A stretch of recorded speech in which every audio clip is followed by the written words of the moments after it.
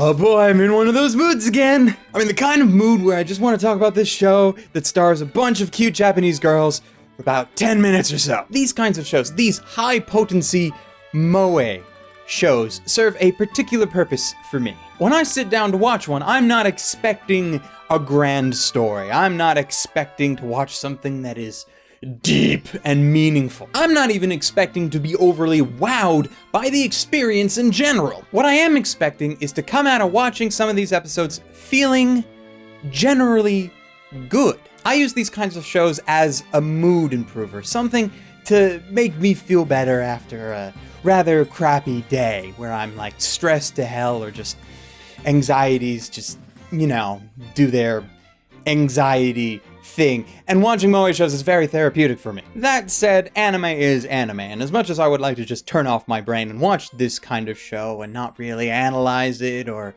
try to look into it or judge it or anything, maybe I just want to sit and enjoy it. That doesn't always happen. So internally, I like to categorize these shows as I'm watching them, because for all I know, and this might sound weird and people are going to be like, yeah, right, for all I know, there might not be another one of these in the future. Or at least not one that is as therapeutic as the ones that I've already watched. So when I watch them, I kind of rank them, so if I need them, I know where to go. Pick out the one that I think is going to be best, I just put it in, watch it, and then boom, mood improved. At least that's the hope. And so, ladies, gentlemen, and others, my name is Arcada, and welcome to Glass Reflection. Today we are looking at a series called Kiniro Mosaic. This is the first series I've watched since Rosen Maiden that tries to set a record for how many times the word desu can be said in any given minute. Let's jam! Most of these shows, I found, have a particular pattern. They either lean far too heavily on a formula that has been used and proven in the past, or they try to just take that formula and experiment with it, adding their own unique twists and turns to it with varying levels of success. It's very hard, I find, to get something completely unique when you can just easily summarize most of these moe shows with a simple sentence that is just cute high school girls and wacky comedic hijinks. So what it usually ends up coming down to is the characters themselves. Are they just cookie-cutter stereotypes, or are they something new? Kiniro Mosaic takes the path less trodden, and for good reason, making 2/5 of the main cast foreigners. Specifically, they are the blonde-haired Alice and Karen, two British teenagers who have learnt Japanese, sort of, and are now living in Japan doing a cultural exchange for school. With them, we have Shinobu, a young girl obsessed with England and blonde hair, despite not actually being very proficient at English herself, Yoko, the enthusiastic tomboy, and Aya, the reserved, intelligent one. The story is less of a story and more of a grouping of connected scenarios of these girls living their lives and how their personalities mesh and sometimes clash. Most of this is fairly simple stuff, and for the majority of episodes, there's not much in the way of noteworthy, anything. The unique thing about the show is its foreign characters, but it never really tries to own that. Part of that is how they are portrayed.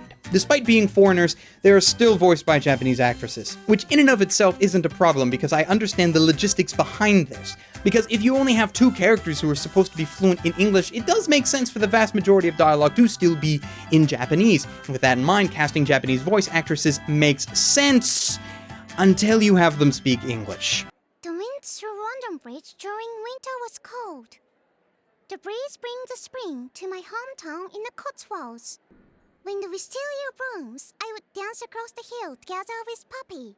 To their credit, this is not the worst English I've heard in a Japanese dub. And when their sentences are short and to the point, I was actually kind of impressed. But for longer sentences, the accent comes in thick, and for an English viewer, such as myself, this is an annoying disconnect. The creators probably noticed this, which is potentially the reason why beyond episode 1, most of the characters don't actually try to speak any English. The downside to this is that the unique element that this show has, being the foreign characters, gets downplayed a lot, to the point where, out of context, you may not even know that these characters are supposed to be foreign. Because in anime, blonde hair does not automatically equate to a foreigner. I suppose on the positive side, English watchers don't actually have to constantly listen to this not great English. I think, though, it would have worked out a lot better, even with or without the language barrier, if there were a lot more situations where culture shock was a thing.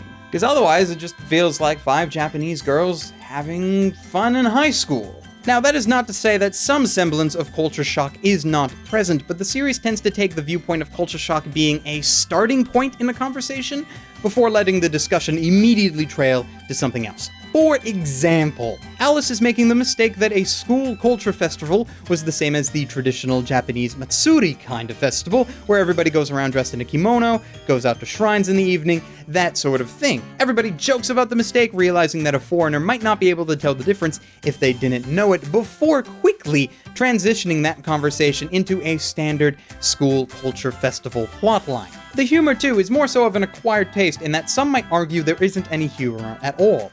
The show doesn't run on jokes per se, but rather heavily relies on what the characters are feeling and their emotions. There's a lot of situational humor, bad puns, ditziness, and more or less random fun. Alice, for example, has this reoccurring bit where she feels like her best friend Shinobu will suddenly not like her anymore, and gets jealous towards their mutual friend Karen, who she thinks might be trying to steal Shinobu away from her. Other examples are bits surrounding Aya as tsundere personified with her crush on Yoko. And Yoko acts like she has the same IQ as a nearby rock, most times for comedic effect. Now, if the show didn't constantly go back to these character elements, then it probably would have made the characters all the much better for it, but they keep coming back to it, and it gets tiring over time. So then, why should somebody watch this series?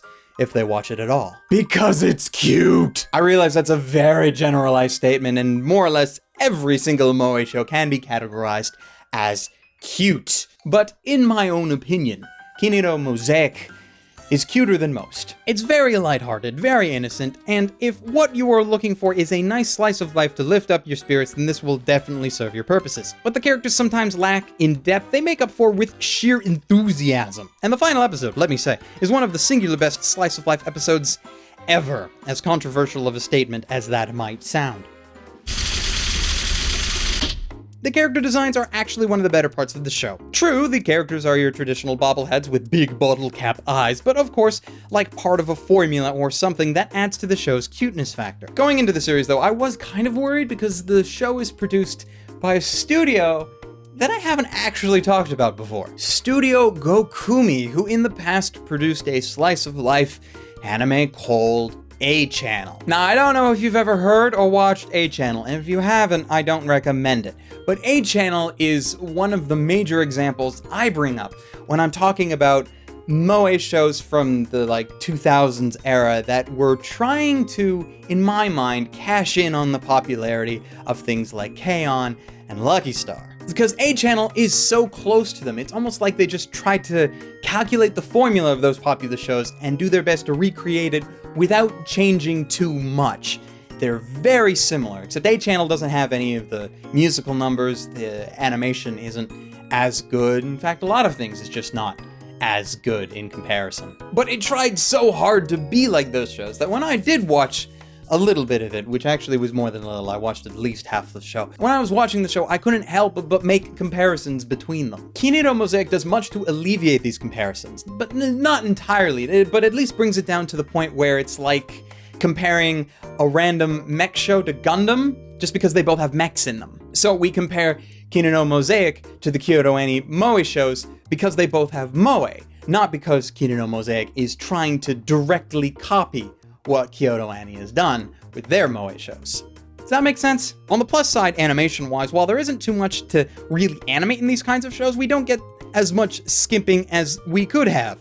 And this is where I make a very pointed look at Hidamari's sketch for a moment. I like Hidamari's sketch, but it's very easy to make note of that rather large flaw. Now, I already earlier talked about the English speaking in this show. There isn't actually a dub, so it's the English speaking, but now since we're actually in the proper section for it, I just wanted to reiterate it. And I wanted to reiterate because I wanted to make it fairly clear that the English in Kiniro Mosaic is not bad. In fact, it's probably one of the better examples of English in a Japanese dub that I have seen in an anime. That said, as an English speaker, I am quite glad that there was not more of it. Conversely, though, I did enjoy Karen's broken Japanese shtick, even though she laid on the desu quite frequently and really thick.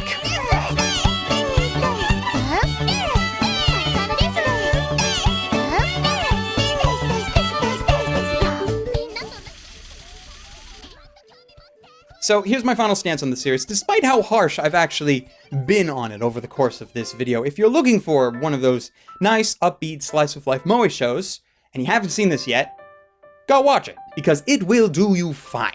But if you don't want and have no intention of watching any slice-of-life moe shows ever, don't bother, because this won't change your mind to the genre at all. It's funny because as I say that, it just seems really obvious, and a part of me is wondering if I even needed to, bother to say that, but, I did it anyway. Now, yes, I did have problems with the show, and I have spent the last several minutes explaining them, but even considering all that, I still enjoyed the show. Heck, there is a second season of the show.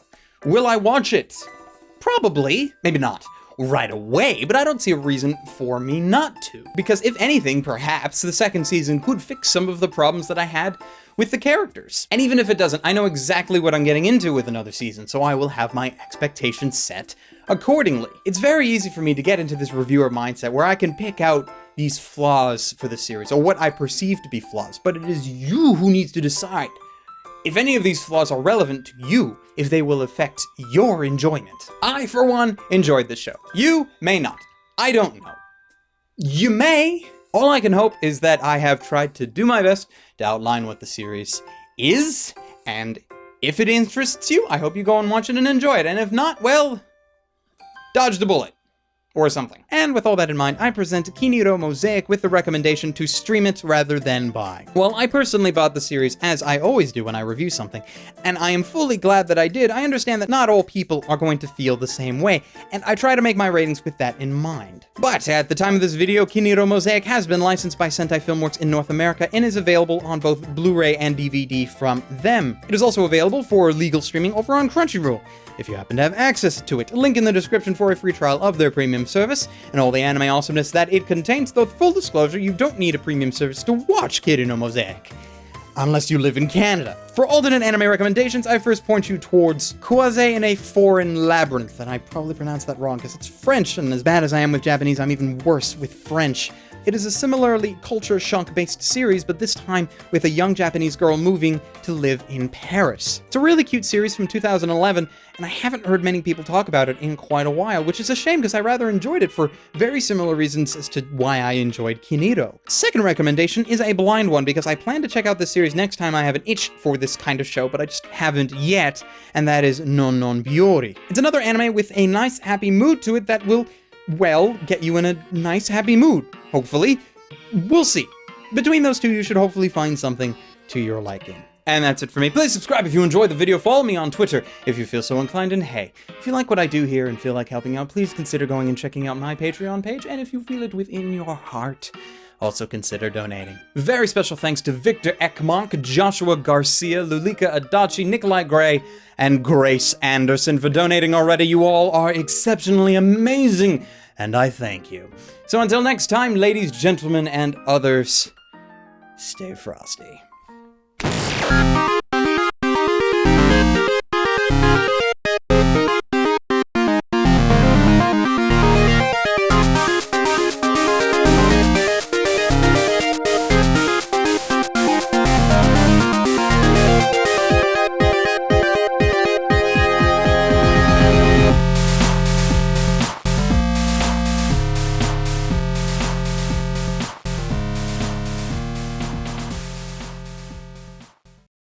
So, ladies, gentlemen, and others, my name is Arcada, and welcome to Glass Reflection. Today we are looking at a series called Kiniro Mosaic. A show, and I'm holding up Gotchaman crowds.